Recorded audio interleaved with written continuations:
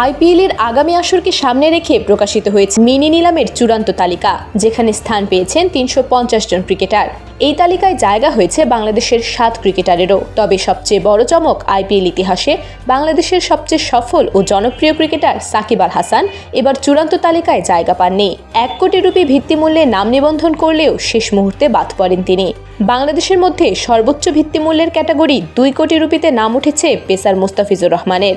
আইপিএলে নিয়মিত খেলেন তিনি, পাশাপাশি চলমান আইএল টি-20তে দুবাই ক্যাপিটালসের হয়ে দুর্দান্ত পারফর্ম করায় এবার নিলামে তাকে নিয়ে বেশ লড়াই হওয়ার সম্ভাবনা দেখা যাচ্ছে।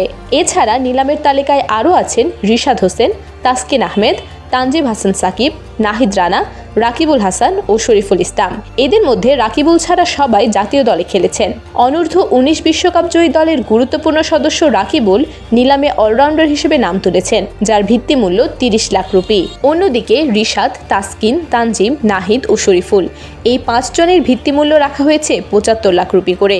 সব মিলিয়ে আইপিএলের মিনি নিলামে বাংলাদেশি ক্রিকেটারদের প্রতি এবার ফ্র্যাঞ্চাইজিগুলোর আগ্রহ কেমন দাঁড়ায় সেটি এখন দেখার বিষয়। এক নজরে আইপিএল নিলামে থাকা বাংলাদেশি ক্রিকেটাররা: মোস্তাফিজুর রহমান ২ কোটি রুপি ভিত্তিমূল্য, রিশাদ হোসেন ৭৫ লাখ রুপি ভিত্তিমূল্য, তাসকিন আহমেদ ৭৫ লাখ রুপি ভিত্তিমূল্য, তানজিম হাসান সাকিব ৭৫ লাখ রুপি ভিত্তিমূল্য, নাহিদ রানা ৭৫ লাখ রুপি ভিত্তিমূল্য, রাকিবুল হাসান ৩০ লাখ রুপি ভিত্তিমূল্য, শরীফুল ইসলাম ৭৫ লাখ রুপি ভিত্তিমূল্য। কে কে আইপিএলে দল পাবে বলে মনে করেন?